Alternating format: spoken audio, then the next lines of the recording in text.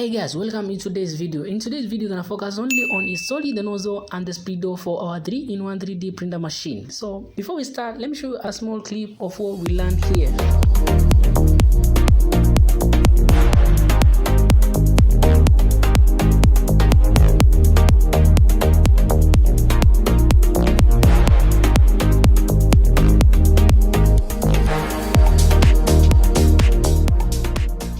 Hey, what's up my guys, welcome back. And as I told you previously, we're gonna be focusing only on the hotends and the speedo. So I'll be telling you which hotend I chose, which speedo I chose, and why.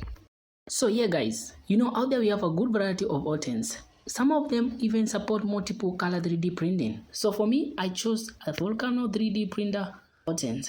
So guys, before choosing any hotend for your 3D printer, make sure that your control board is capable of supplying enough voltage for the hotend, because we have two versions. There are 24 volts and 12 volts hotends. So make sure that your control board is capable of delivering enough power for the hotends. So yeah, for the speedo, I'm using a 755 DC motor, 24 volts rated.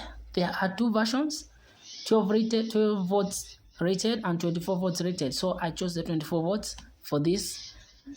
We have also good speedos out there which go at extra price. So if you want to go for extra something that is bigger, you're gonna pay more. So I chose this one. This one is more than enough for this project. I don't want it to be so expensive, but I know with time I'll still change it, because this is motor, it cannot even engrave metal. I don't know.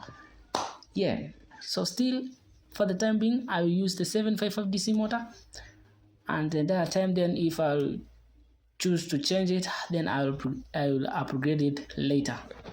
So after mounting the two, both the nozzle and the speedo on the x-axis, then I taped up the cables so that they won't be hanging around. So I taped them for cable management later.